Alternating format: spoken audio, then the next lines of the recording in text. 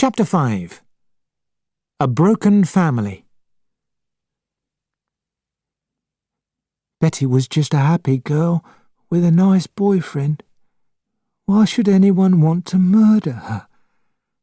It doesn't make sense.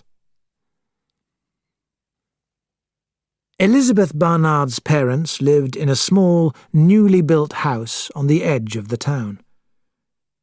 Mr. Barnard was waiting in the doorway for us. Inspector Kelsey introduced himself, then he introduced us. "This is Inspector Crome of Scotland Yard, sir," he said. "Scotland Yard?" said Mr. Barnard, hopefully. "That's good. This murderer has got to be caught. My poor little girl." "And this is Mr. Hercule Poirot, also from London, and, Captain Hastings," said Poirot. We went into the living room. Mrs. Barnard was there. Her eyes were red, and she was clearly suffering from shock. "It's too cruel. Oh, it is too cruel," she said in a tearful voice. "It's very painful for you, madam, I know," said Inspector Crome. "But we want to know all the facts so we can get to work as quickly as possible. Your daughter was 23, I understand. She lived here with you and worked at the Orange Cat Cafe. Is that right?" "That's it," said Mr. Barnard. "This is a new house, isn't it? Where did you live before?" "I worked in London. I retired 2 years ago. We always wanted to live near the sea." "You have 2 daughters?" "Yes. My older daughter works in an office in London." "Weren't you worried when your daughter didn't come home last night?" "We didn't know she hadn't," said Mrs. Barnard in a tearful voice. "Dad and I always go to bed at 9 o'clock. We never knew Betty hadn't come home until the police officer came and said... and said..." She started to cry. "We heard that your daughter was going to be married." "Yes. His name is Donald Fraser, and I like him," said Mrs. Barnard. "I like him very much. This news will be terrible for him." "Did he meet your daughter most evenings after her work?" "Not every evening. Once or twice a week." "Do you know if she was going to meet him yesterday?" "She didn't say. Betty never said much about where she was going or what she was doing. But she was a good girl, Betty was." "We've got to find out what happened," said Mr. Barnard. "Betty was just a happy girl with a nice boyfriend. Why should anyone want to murder her? It doesn't make sense." "You're right, Mr. Barnard," said Crome. "I tell you what I'd like to do. Have a look at Miss Barnard's room. There may be letters or a diary." "Certainly," said Mr. Barnard. He got up and led the way upstairs. Crome followed him, then Poirot, then Kelsey. I was at the back. I paused for a minute on the stairs. As I did so, a taxi stopped outside and a girl jumped out. She paid the driver and hurried up the path, carrying a small suitcase. As she entered, she saw me and stopped. "Who are you?" she said. I came down a few steps.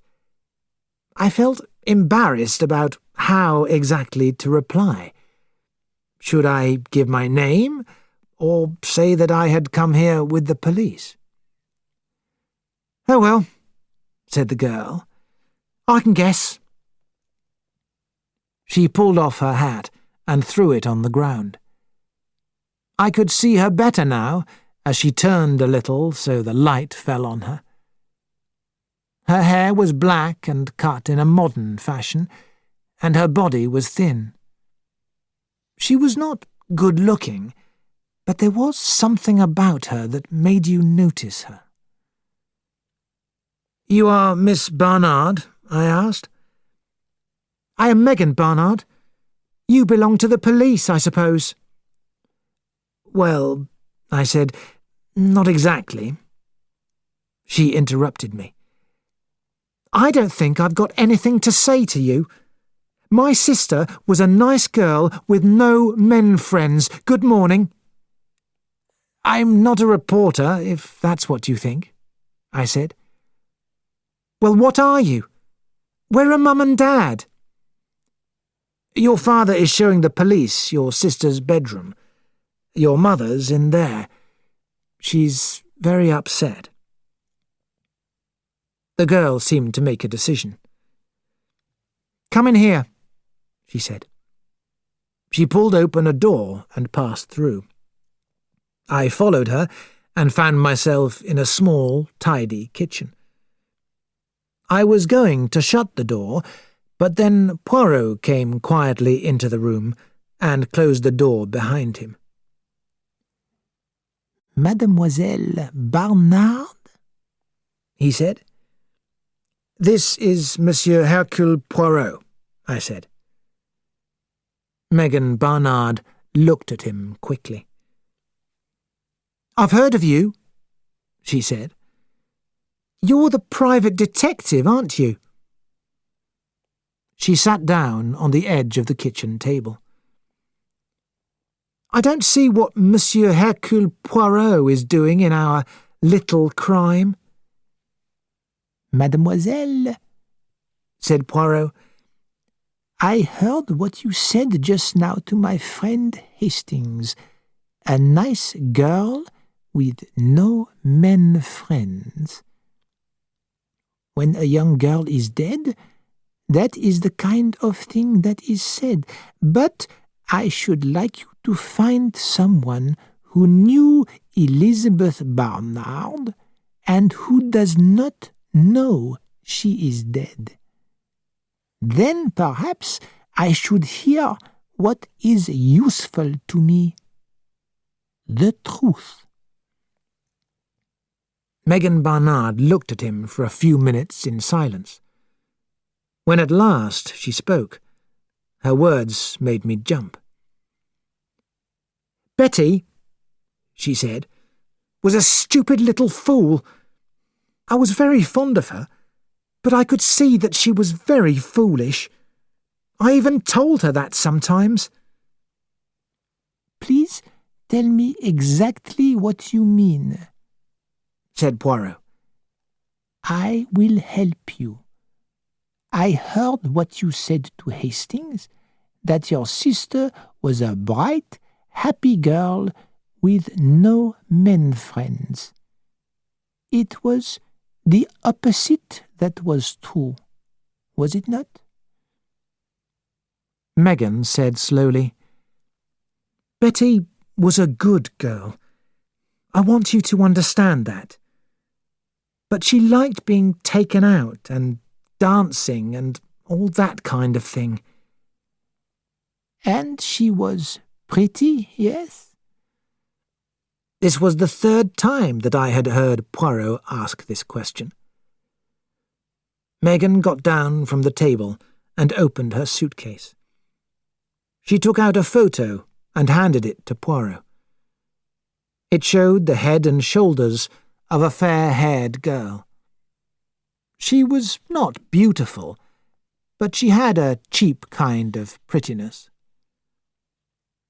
Poirot handed it back, saying, You and she do not look like each other, mademoiselle. Oh, I'm the plain one of the family. I've always known that. In what way do you think your sister was behaving foolishly? Asked Poirot. Do you mean, perhaps, in her relationship with Mr. Donald Fraser? That's it. Exactly. Don's a very quiet sort of person, but well, naturally, he wouldn't be happy about certain things, and then... And then what, mademoiselle? Poirot gave her a long, hard look. I was afraid that he might end the relationship with her, and that would be a pity. He would be a good husband. Poirot continued to stare at her. She looked back at him. So, Poirot said at last, we do not speak the truth now. Well, said Megan, turning to the door, I've done what I can to help. Wait, mademoiselle. I have something to tell you. Come back. To my surprise, Poirot told Megan Barnard the whole story of the ABC letters, the murder in Andover, and the railway guide found by the bodies. Megan listened to every word very carefully. You really mean that my sister was killed by a madman? She asked. Exactly. You see, mademoiselle, you can give me the information I ask for freely, without wondering whether or not it will hurt anyone. Yes, I see that now. Then let us continue our conversation. I have formed the idea that this Donald Fraser has perhaps a violent and jealous temper. Is that right? Megan Barnard said quietly, I'm going to give you the whole truth now, Monsieur Poirot. Don is, as I say, a very quiet person. He keeps all his emotions inside himself. He can't always say what he feels in words. He was always jealous about Betty. He loved her very much, and she was fond of him, but she liked other men too. And of course, working in the Orange Cat, she was always meeting men. And then perhaps she'd go with them to the cinema. Nothing serious, but she just liked to have fun. I understand, said Poirot. Continue. Don couldn't understand why she wanted to go out with other people, and once or twice they had terrible arguments. When quiet people lose their tempers, they get really angry. Don was so violent that Betty was frightened. There was one argument just over a month ago. I was at home for the weekend, and I told Betty she was being a little fool. She had told Don she was going to Hastings to see a girlfriend, and he found out that she'd really been in Eastbourne with a married man. There was a terrible scene. Don was white and shaking and saying that one day... Yes? He'd murder her, said Megan in a low voice. She stopped and stared at Poirot. He nodded his head several times. And so, naturally, you were afraid? I didn't think he'd actually done it, said Megan. But I was afraid that the police would find out what he said. Several people knew about it. Exactly. Do you know, mademoiselle, if your sister met this married man, or any other man, recently? I don't know, said Megan, shaking her head. But it wouldn't surprise me if Betty had, well, told Don a few lies again. An electric bell rang sharply. Megan went to the window and looked out. "It's Don," she said. "Bring him in here," said Poirot quickly. "I would like to have a word with him before the inspector does." Megan Barnard went quickly out of the kitchen. A couple of seconds later, she came back leading Donald Fraser by the hand. I felt sorry for the young man. His white face showed how great a shock he had had. He was a fine-looking young man, with a pleasant face and red hair. "What's this, Megan?" he said. "Tell me, please. I've only just heard. Betty..." His voice grew quieter. Poirot pushed forward a chair, and he sank down on it. Poirot gave him a drink. He sat up straighter and turned to Megan. "It's true, I suppose," he said quietly. "Betty is dead, killed." "It's true, Don. I've just come down from London. Dad phoned me. The police are upstairs now, looking through Betty's things, I suppose." Poirot moved forward a little and asked a question. "Did Miss Barnard tell you where she was going last night?" "She told me she was going with a girlfriend to St. Leonard's," replied Fraser. "Did you believe her?" asked Poirot. "What do you mean?" Suddenly Fraser's face looked angry. "Betty Barnard was killed by a madman," said Poirot. "You can only help us to catch him by speaking the exact truth." Donald Fraser turned to Megan. Then he looked suspiciously at Poirot. "Who are you? You don't belong to the police." "I am better than the police," said Poirot simply. "Well," Donald Fraser said at last, I began to wonder. I was ashamed of myself for being so suspicious, but I was suspicious. I went to St. Leonard's. I got there by 8 o'clock. Then I watched the buses to see if she was in them. But there was no sign of her. I was sure she was with a man. I went to Hastings. I looked in hotels and restaurants and cinemas. It was very foolish. So, in the end, I came back.